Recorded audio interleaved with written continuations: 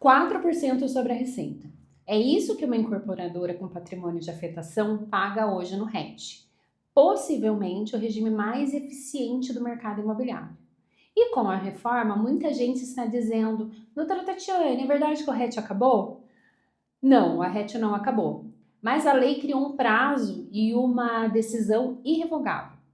Quem efetivar a opção antes de 1º de janeiro de 2029 garante uma regra. Quem não efetivar cai em uma regra completamente diferente. E hoje eu vou explicar para vocês como o RET funciona, o que é o patrimônio de afetação e como a reforma muda de verdade esse RET e qual conta a sua incorporadora precisa fazer antes desse prazo. Existem basicamente 3 caminhos. O primeiro é o regime geral, lucro presumido ou real. No presumido, a venda de unidades costuma dar uma carga federal de 6 a 7% da receita. E o segundo é o simples, que em regra não comporta incorporações. E o terceiro é o RET, o Regime Especial de Tributação, que foi regulamentado pela Lei 10.931. Nele, a incorporadora paga 4% sobre a receita recebida. E esse pagamento é definitivo. Ele quita o imposto de renda, a contribuição social, o PIS e a COFINS de uma única vez. E para os empreendimentos de interesse social, Minha Casa Minha Vida, ele cai para 1%. Então, a diferença entre 4% no RET e 6% ou 7% no presumido, sobre um FGV, um VGV aí de 20, 30 milhões, é um dinheiro muito relevante. Por isso, o RET virou um padrão no mercado imobiliário. Mas ele tem um pré-requisito que parece burocracia e é, na verdade, o coração do regime, que é o patrimônio de afetação. E a ressalva de sempre, a escolha para o RET ou não depende dos números de cada empreendimento. O patrimônio de afetação, então, ele nasceu de uma crise. No fim dos anos 90, no caso Encol, uma das maiores construtoras do país, que quebrou deixando ali centenas de obras paradas, inclusive eu morei em um prédio que foi objeto aí de litígio com a Encol, mostrou um problema. O dinheiro dos compradores de um prédio era usado para pagar dívidas de outros. E quando a empresa quebrou, levou tudo junto. E aí veio uma resposta sobre isso na Lei 4.591, que é a afetação. Ela separa o terreno, as acessões e as receitas de um empreendimento do resto do patrimônio da incorporadora. Se a empresa tem problema ou até falência, o empreendimento afetado não entra na massa. Então, os adquirentes podem assumir e concluir a obra, que foi o que aconteceu, inclusive, com a Encol, mas não havia um regramento específico para isso na época. Então, na prática, a afetação traz 4 coisas. A segregação, então cada empreendimento com contabilidade, conta e CNPJ próprios. Governança, então a comissão de representantes e prestação de contas, apesar de eu não ver muito isso acontecendo, mas é uma exigência da lei, um critério objetivo, né, da lei. O acesso ao crédito, então os bancos praticamente exigem a afetação para financiar, para se resguardar também do crédito que estão oferecendo e fornecendo.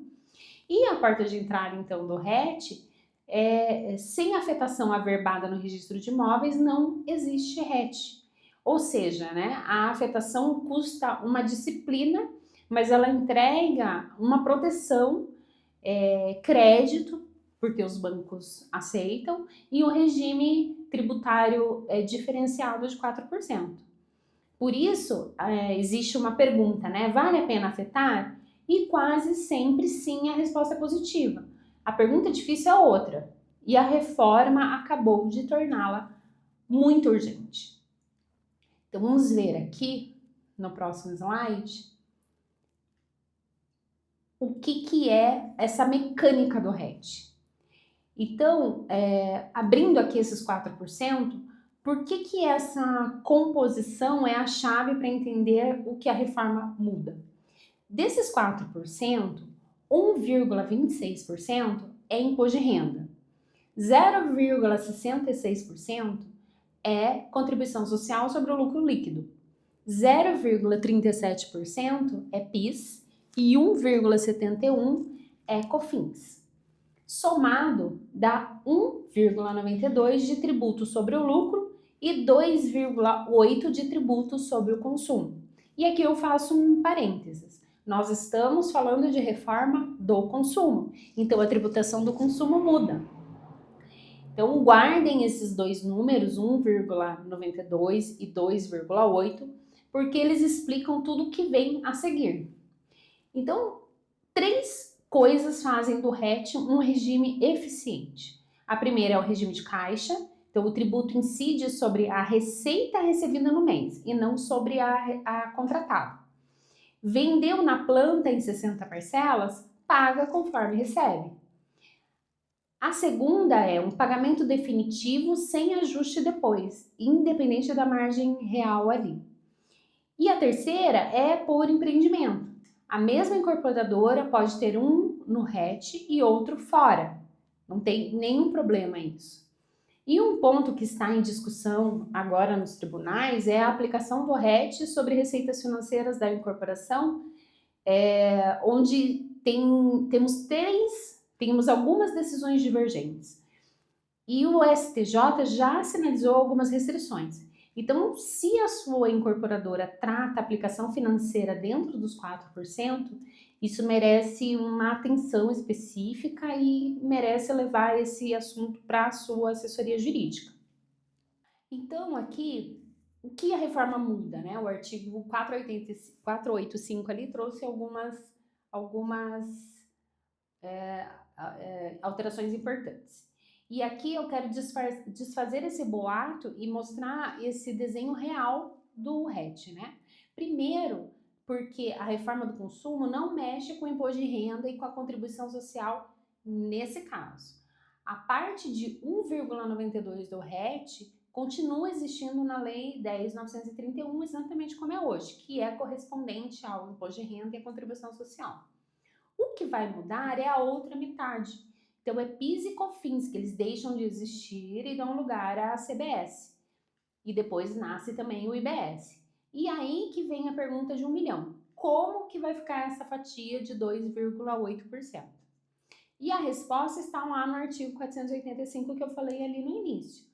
A incorporadora com um empreendimento afetado, cuja opção pelo RET seja efetivada antes de 1º de janeiro de 2029, ela pode optar de forma irrevogável por recolher IBS e CBS juntos em 2,8% da receita recebida para interesse social a 0,53%. Repare aqui na engenharia, né? 2,8% é exatamente a soma de PIS e COFINS do RET de hoje. Para quem garante a opção no prazo, o total continua então sendo 4%. Só que essa escolha, ela tem dois preços. Primeiro, quem opta pelo 2,8% não vai aproveitar o crédito de IBS e CBS, nem os redutores de base de cálculo, para a palavra difícil. E segundo, a opção é irrevogável. Quem não entrar na transição cai no regime regular dos imóveis. Então, entra ali com a alíquota reduzida em 50% e tem redutores, né, e crédito amplo. Então, é uma análise que precisa ser feita e todos os nossos clientes que estão fazendo esse cálculo estão sentindo que não faz sentido fazer a opção do fixo.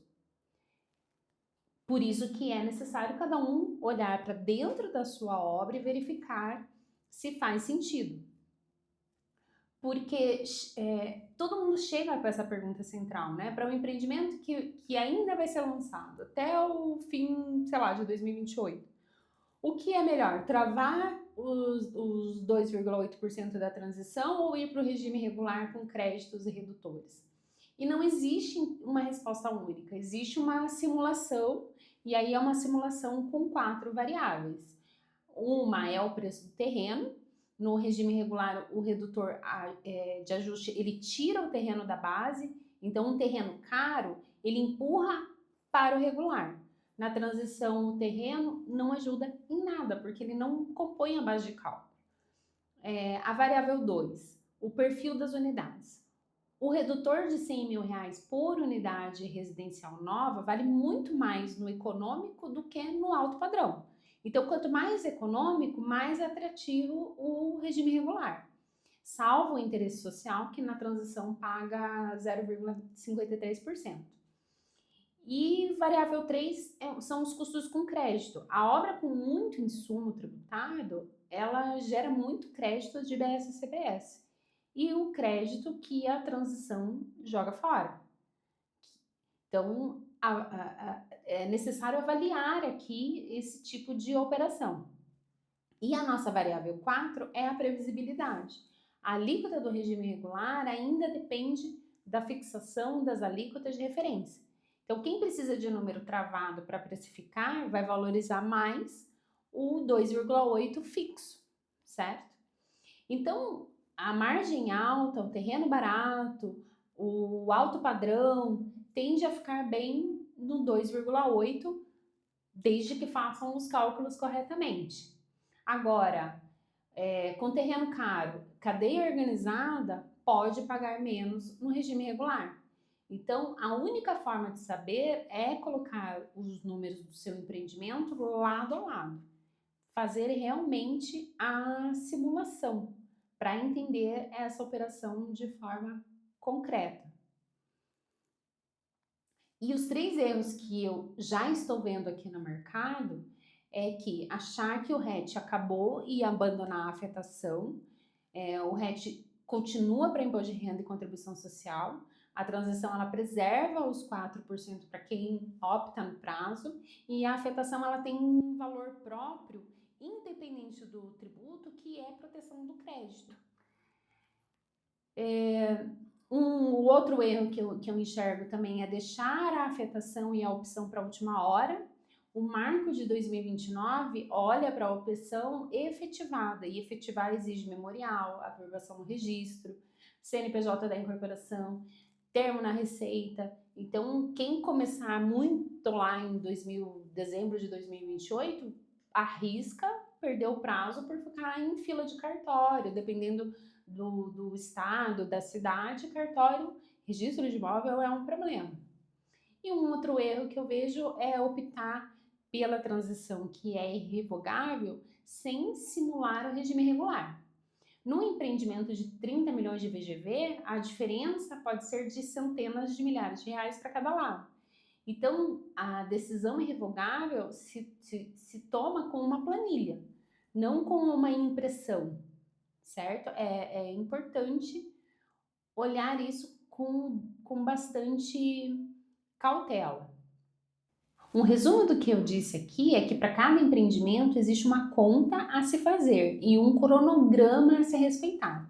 Então, se isso faz sentido para o seu momento de empresa, de construção, de incorporação, leve esse vídeo para a reunião com a sua assessoria. No nosso site tem uma descrição aqui, vários materiais que podem ajudar também. No próximo episódio, eu falo do ICMS na construção, onde estão os créditos que as construtoras costumam perder. Inscreva-se e ative o sininho. Obrigada e até lá!